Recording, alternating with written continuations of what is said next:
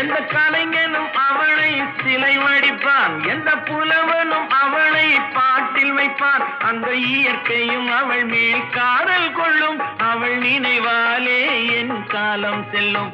நான் பார்த்ததிலே அவள் ஒருத்தியை தான் நல்ல அழகி என்பேன், நல்ல அழகி என்பேன்.